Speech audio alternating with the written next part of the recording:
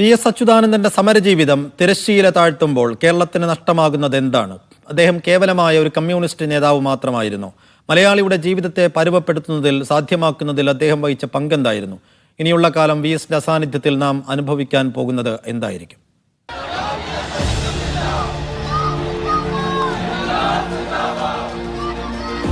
അറിയപ്പെടാത്ത അനേക ലക്ഷം മനുഷ്യരുമായി സാഹോദര്യം സൃഷ്ടിച്ച മഹാരഥനായ മനുഷ്യന് കേരളം വീരോചിതമായി വിട ചൊല്ലി.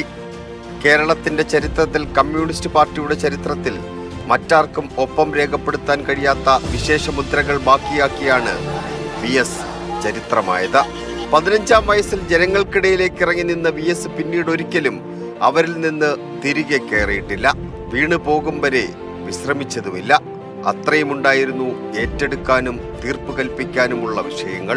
CPM-നകത്ത് വിഭാഗീയതയുടെ തീപാറിയ കാലത്ത് MVRO ഗൗരിയമ്മയായി എടുത്തറിയപ്പെട്ടില്ല VS.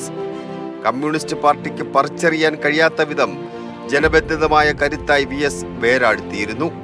അഴിമതി വിരുദ്ധതയും സ്ത്രീപീഡനർക്കെതിരായ പോരാട്ടവും പ്രഖ്യാപിച്ച് VS മുറ്റത്തേക്ക് ഇറങ്ങി നിന്നപ്പോൾ അവിശ്വാസത്തിന്റെ കണിക പോലുമില്ലാതെ ഒപ്പം ചേർന്നു കേരളം. 2006-ൽ കമ്മ്യൂണിസ്റ്റ് പാർട്ടിയുടെ ചരിത്രത്തെ ആകെ ഒരു നിമിഷം മരവിപ്പിച്ച് VS നിർത്തിയത് ആ വിശ്വാസത്തിന്റെ ബലത്തിലാണ്. ഇനി ഇങ്ങനെ ഒരു നേതാവുണ്ടാകില്ല എന്നത് VSന്റെ കാര്യത്തിൽ ഒരു ഭംഗിവാക്കല്ല.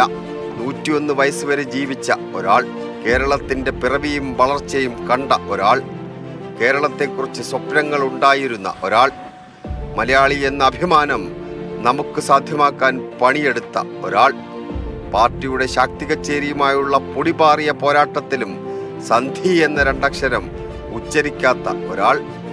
എല്ലാ അർത്ഥത്തിലും സാർത്ഥകമായിരുന്നു VSന്റെ സമരജീവിതം. VS സംസാരിച്ചതത്രയും ജനങ്ങളുടെ ഭാഷയായിരുന്നു. ഏറ്റെടുത്തതാകെയും അവരുടെ സമരങ്ങളായിരുന്നു.